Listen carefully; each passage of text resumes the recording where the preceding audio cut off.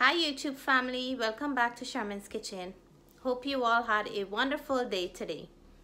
It is kind of cold here and it's time for us to be making all our preparation for the winter, and today I have two beautiful recipes to share with you all.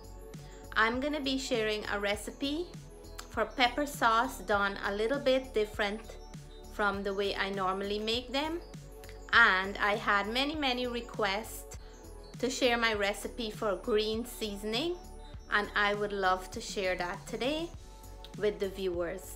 So all those who have requests for something that they would like to see me show step by step, please let me know in the comment, and I would love to show you once it's something you saw on my channel. So let's start first of all with the green seasoning. It's very simple to make. So come on down and let me show you all the ingredients for the green seasoning. I have all my fresh ingredients here washed and laid out. I have a nice little bundle of fine thyme, and this is just the way I make mine. I have some broadleaf thyme that I just picked from the garden. I have some hot peppers, some garlic, and some green onions. I just make a little bit at a time because what I find when I make a big batch and leave it in the fridge or freezer for a long time, it loses its nice freshness. So I like to make a little that will last me for a week, and then I'll keep making fresh as I go along. These are the basic ingredients for my green seasoning, because these are the things I will add pretty much in all my curries, stews, and to season up or flavor up any meat or fish. You can customize your green seasoning to the way you like it. I usually add onions to all my dishes, but I do not add it to my green seasoning. I like to freshly chop my onions and add it upon cooking. And you can change up the green seasoning as much as you want. You can add onion, you can leave out green onion, you can add any flavor pepper of your choice, and if you're not a person that can handle a lot of heat, you can also skip the pepper and leave that out. So I have a little bit of water into my blender cup, and this is just to help the ingredients to blend nice and smoothly. And what I like to do is chop up the ingredients a little to help them with the blending process. And then I'll go in with all of them eventually once I finish chop them up. I'm gonna link the name of two of the people that I remember asked to make this green seasoning. And hope you're watching the video today, because I'm doing this video to share my green seasoning with you all. Everybody make their green seasoning differently, but for me depends on what I'm adding it to. That's what I add to mine. You can always add more things. If you're making a recipe that needs ginger, you can always grate a piece of ginger in it. If you're making a recipe that needs some celery, you can always chop up some fresh celery in there. So that's how I do mine. This is the base for my green seasoning. I will leave all the ingredients and measurement in the description below, so you'll have an accurate amount of what I add into mine today. To the two people that requested that I share my recipe for the green seasoning, here it is, and I hope this answers your question. So I just added some garlic, pepper, my broadleaf thyme, green onion, and I give it a kickstart because it was overflowing in the cup, and then I'm going in with my thyme. I usually remove all the hard stem from the thyme and blend up the soft stem because they also have a lot of flavor in there.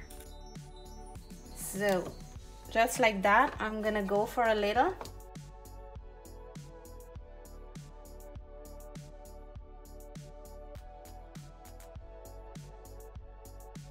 And this here is my green seasoning. You can see the pepper and the green stuff.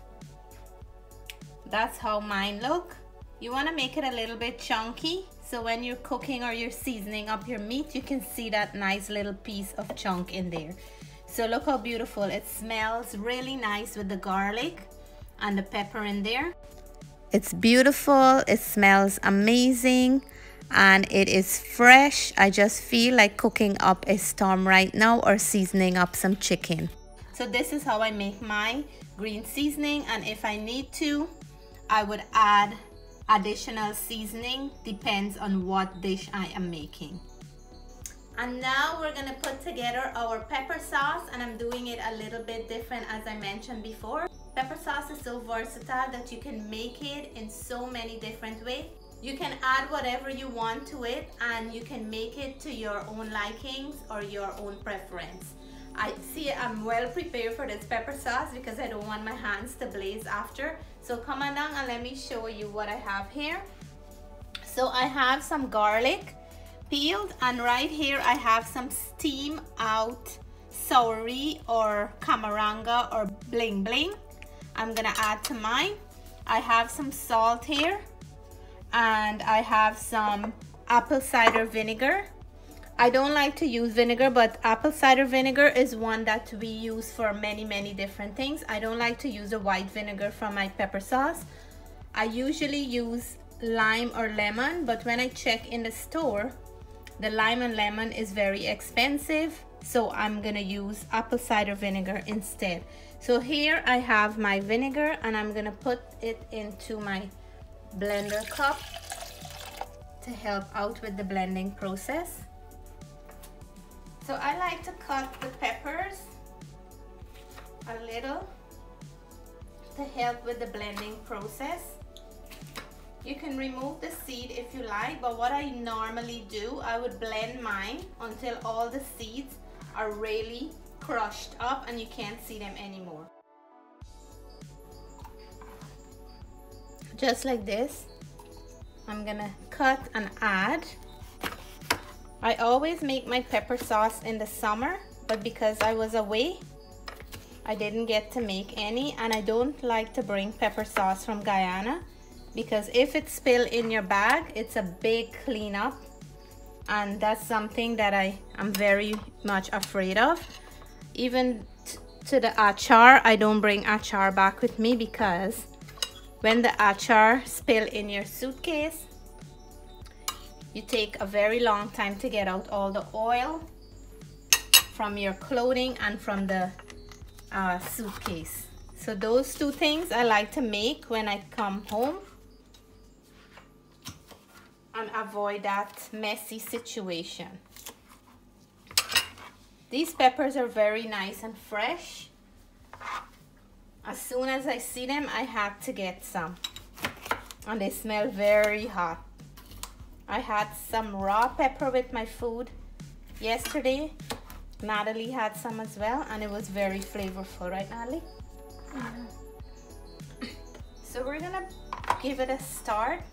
I'm gonna go in with my salt later, and I will blend this until all the pepper seeds are completely gone.